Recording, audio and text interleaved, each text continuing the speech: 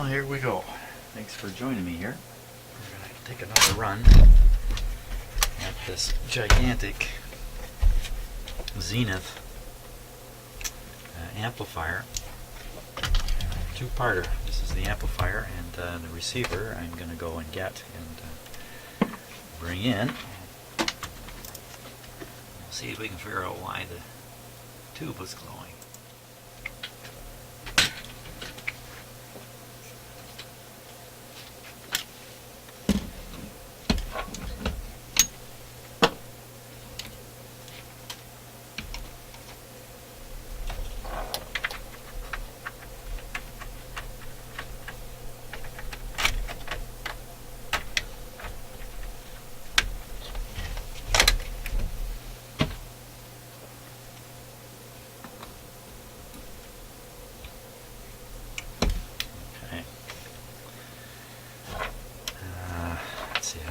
Some speakers to hear.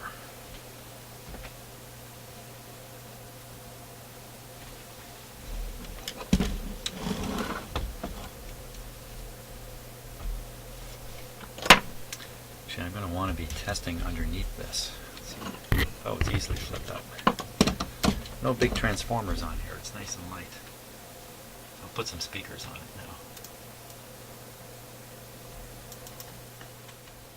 Okay, so I think I got everything set to go. I got two speakers hooked up here, and my theory of trouble on this. This tube here, this is the 6BJ6 tube.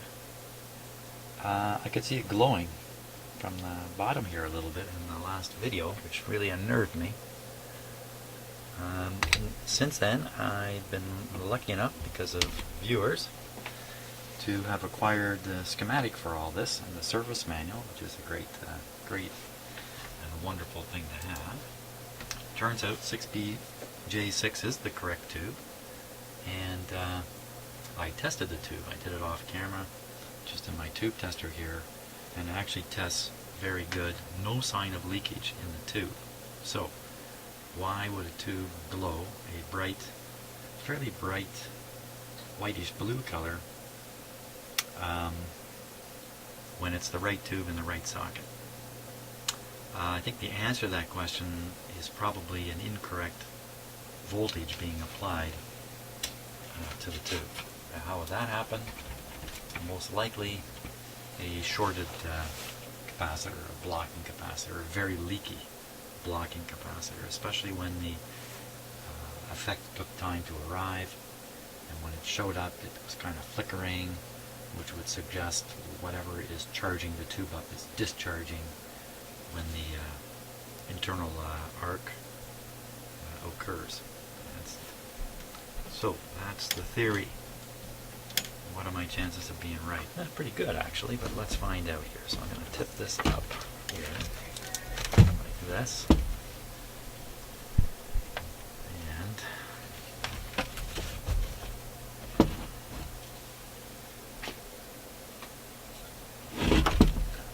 make sure you can see the meter back here. So I think I can sneak this all the way back into here, like this. There we go. That puts the tube in question way down here.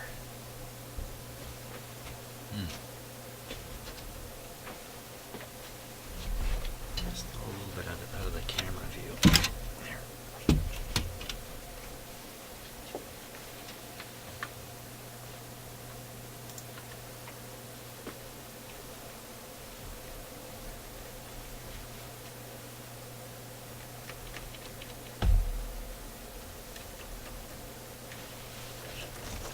I just tangle all these wires up. I think that'll work. Okay. Now, I have to get bold enough to turn this thing back on. I better get my voltmeter ready.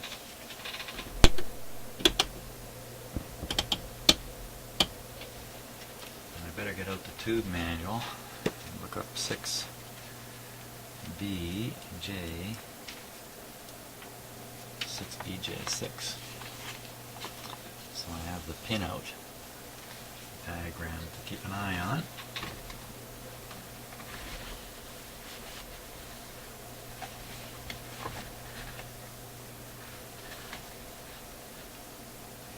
There we go.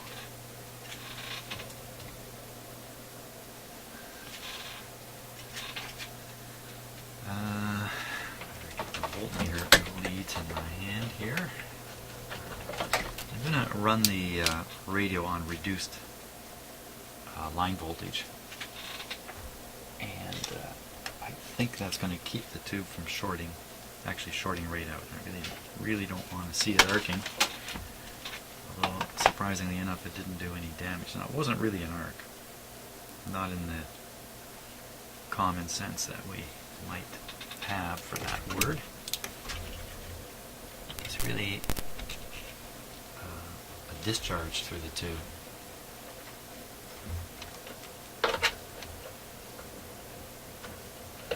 As the tube's under such extremely low pressure, things happen a little differently. Okay, I think we're ready to go. My camera can't. Its depth of field. Depth of field is not that great, so this is a little bit out of focus back here. But I'm on the 150 volt scale, so if the meter rises all the way up, it's 150 volts. And I do not have the schematic with me, but that's okay because I have the tube pinout. So I'm going to get a little familiar quickly. Oh, you know what? I think we can make this a little more interesting here. Just a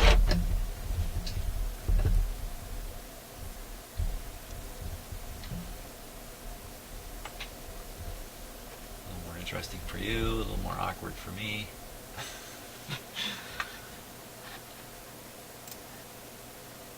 Okay, bear with me a second here. I think I've got it. Oh no, it's focused. I wonder if the autofocus is on. I think we're all set now. Of course you can't see the meter, but I can flip back and forth here. So this is the tube in question. There's the gap. So it's 1, 2, 3, and so on. Let's see, the plate is pin 5, but I'm more concerned about the grids. That would be pin 7, and especially the control grid, pin 1. Pin 1 is the control grid. And that's that guy right there. Okay, I'm all set.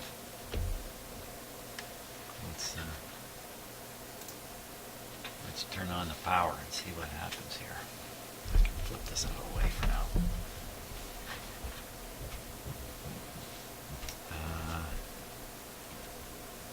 Volume down, switch off, switch on. Just doing a little safety peekaboo here. Looks good. I think we're all set. There we go. Watch these light bulbs here. Ooh. It's a big unit, draws a lot of current. The lights are dulling down as the capacitor charges. I see tubes heating up all over the place. We're good to go. Let's get on that right away. Pin 1.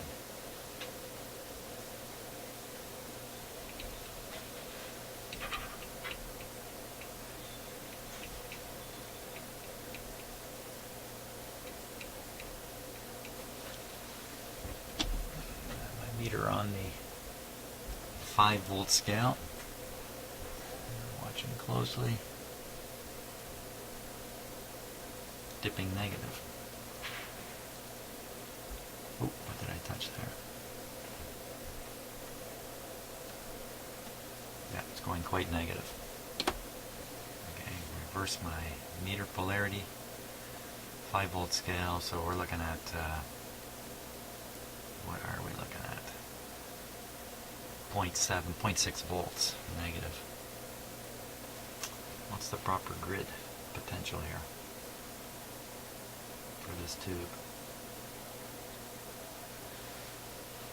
Grid number 2, grid number 1, control grid, Negative bias value, 50 max. Well, it's nowhere near 50, but that's a maximum. Normal operation, grid number 1 voltage, minus 1 volt. So we should be seeing minus a volt there. You know, maybe if I put full power on the set here, because it's way low, we might get that 1 volt, because 1 volt is just here. It's just here, so it's pretty darn close. So that theory just kind of went down the drain.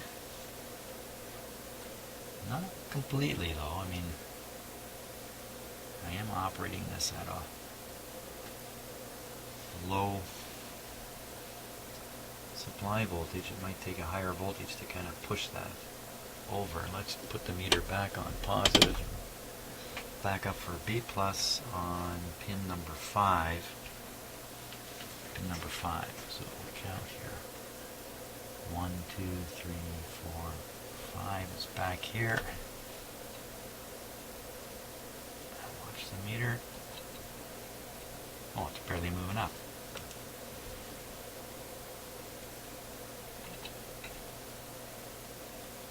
Okay, I'm on the 150 volt scale. Yikes. 10 volts.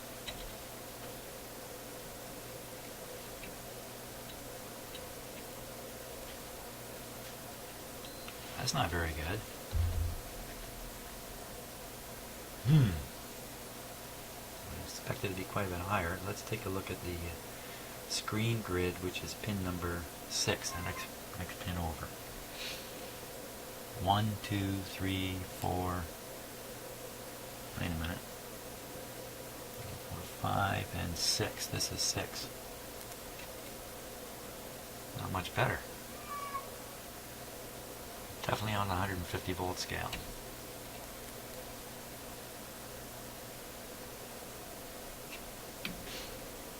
Wow, that's pretty puny.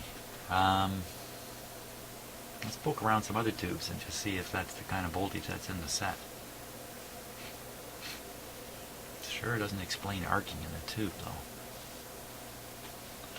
We'll just pick on any old tube here and just poke. That's a similar, very low voltage coming out of one of the IF cans. So that probably is a B plus there.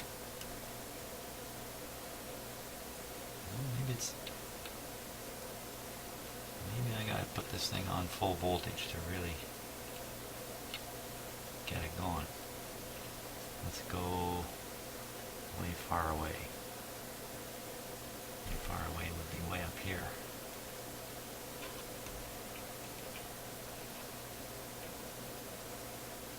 Sorry, my arm's in the way there.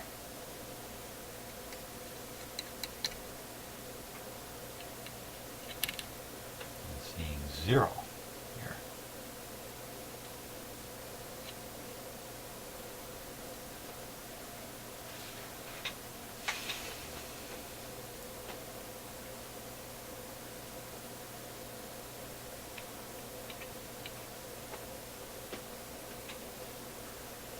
Nerve-wracking poking around in a set like this. There it is. It's a little higher, all the way to 10. 30, all the way to 30 volts.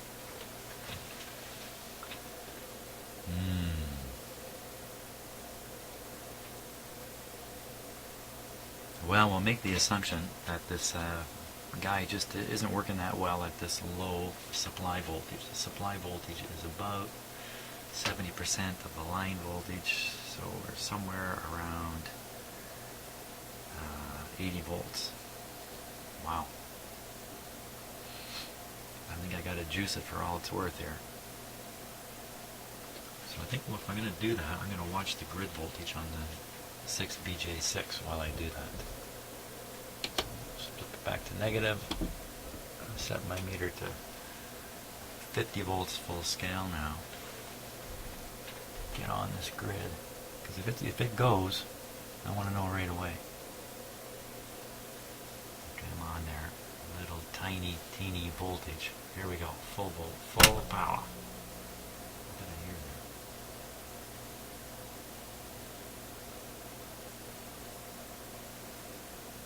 Don't see any change at all. No change comes to change. I would change a little bit. 50 volt scale, that's right around 1 volt. Negative. Okay, back to positive. Put this on the 150 volt scale. Count to pin 5. 1, 2, 3, 4. Here's 5. Oh, still puny. Oops. What did I tap into there? Ah, there. Pin 6. Well, that's interesting. So pin 6 is showing 50 volts. That's the screen. But the plate is only showing 20, if I got this right, 20 volts. That's not good. Don't want the screen higher than the plate, and that's a lousy voltage. The screen voltage typically 100 volts, and the plate somewhere between 100 and 250.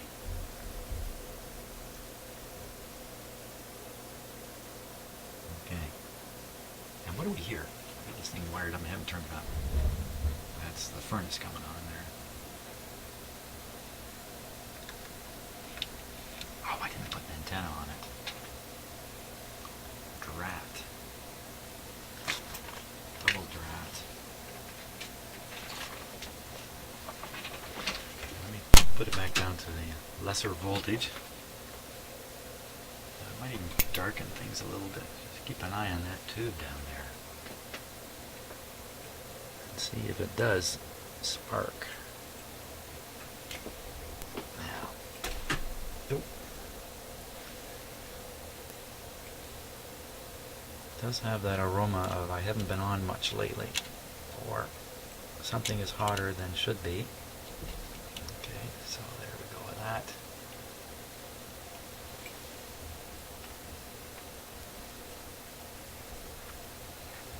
Okay, we're on the outdoor antenna. Just don't know where the selector switch is. Set.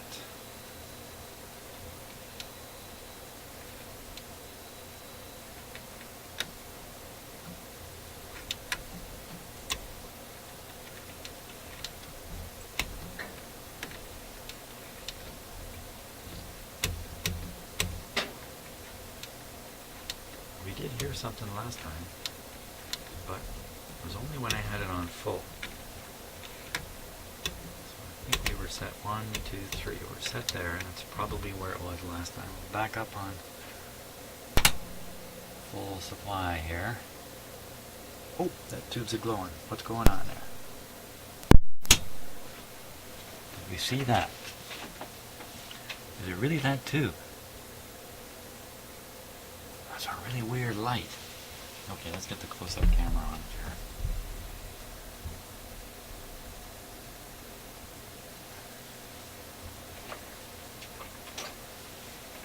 Bear with me a second while I focus it in. Because in low light conditions,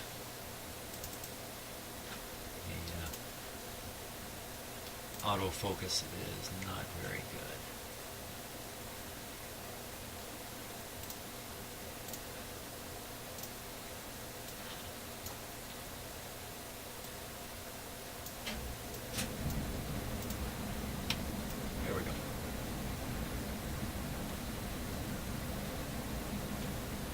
Something glowed, but I'm not sure it was that tube. So let's watch what happens this time. To the lovely sound of my furnace running. Just thinking about the camera angle. Okay, here we go. Full voltage. I'm watching. of hard to see how a tube could glow the way I saw the light before. Nothing happening, nothing happening. Ah, this is nerve-wracking. Come on, come on. Fool with the volume control.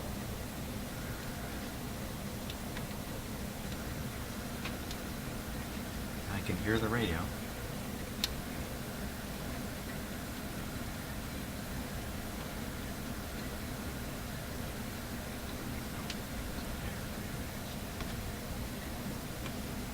Now it's not going to do it, eh? I don't dare get in there and poke. The way the radio is now, the only thing that's, well, it's got its own built-in fuse, but also it's up to my house fuse to activate too, if I really short something bad out. Come on. Isn't this disappointing?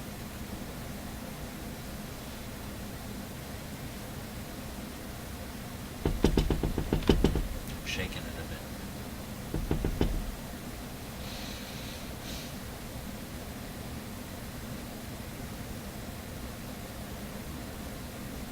Come on, show me a glow.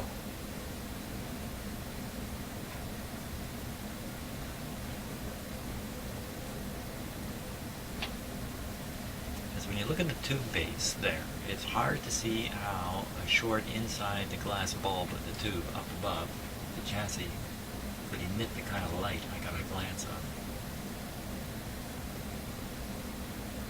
Come on.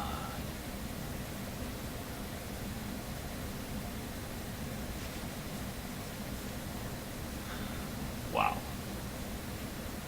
What could glow? What can glow in there?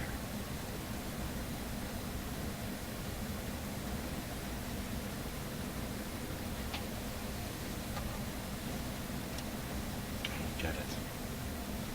I don't want to look away. Okay. Maybe the last thing I do today, I'm going to poke at it a little bit here.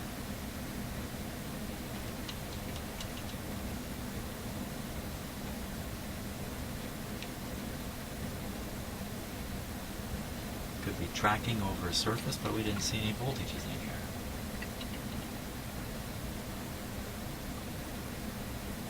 It wouldn't glow the way it glowed.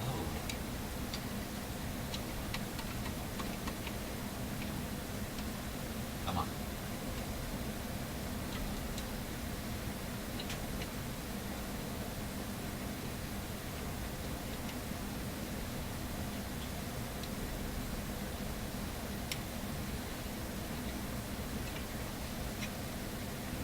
Maybe it's down here more. Oh, we're crying out loud.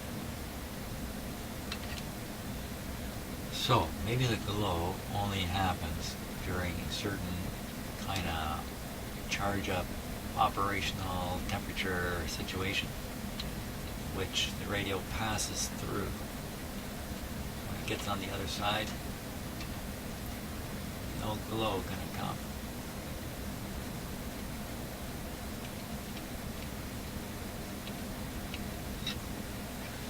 Wow, what a mystery this is.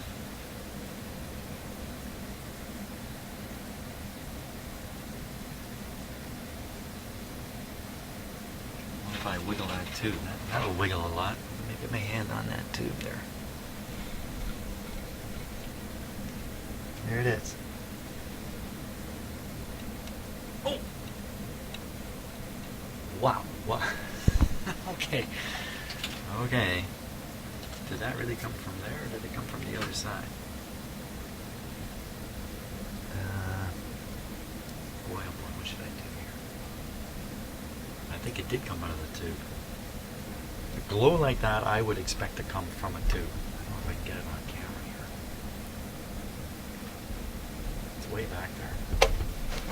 Okay, make a mess of my shot. It's an emergency. Emergency camera work.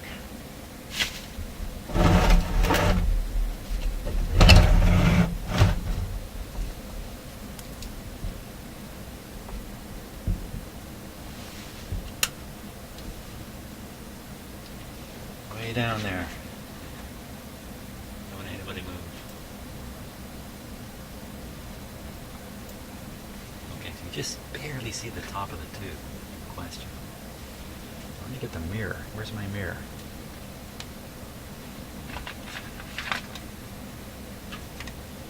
I can see. I'll see it a little better myself if I do this mirror thing. Okay. I'm now going to reach in with my hand and wiggle that tube again. If I can get my hand in there. I got the camera in the way now. Okay, come this way.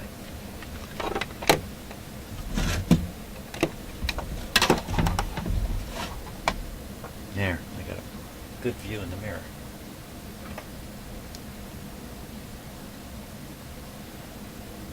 Here we go.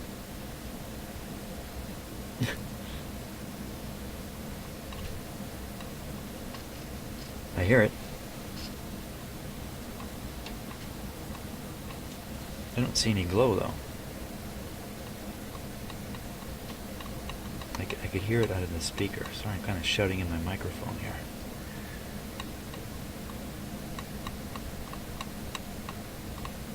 No, it's fixed.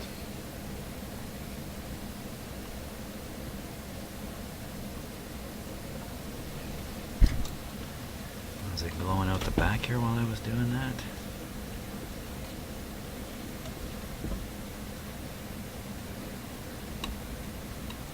Well, I cannot recreate the glow, which is kind of a good thing in a way, isn't it?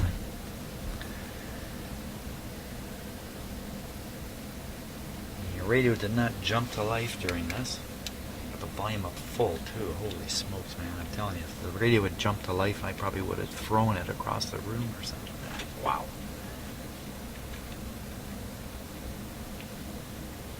You disappointing thing, you.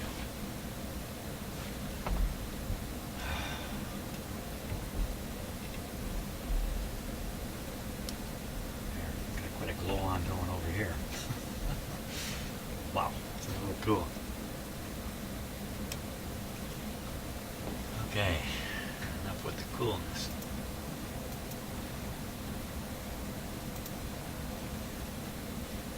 What am I to think of all this?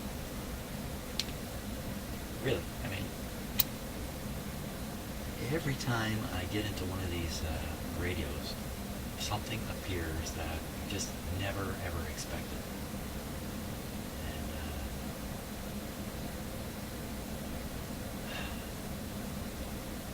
very strange. Still have a very low B+, which is probably the reason why the set's not working. So I think I'm going to go after the low B+ next. I'll worry about the glowing tube down the road. It's going to have to, it's going to have to glow more. Figure it out, I would say. Yeah, so I think I'm going to do the standard, check out the B+, check out the power supply, do all that kind of stuff. Go from there. Hey, thanks for watching.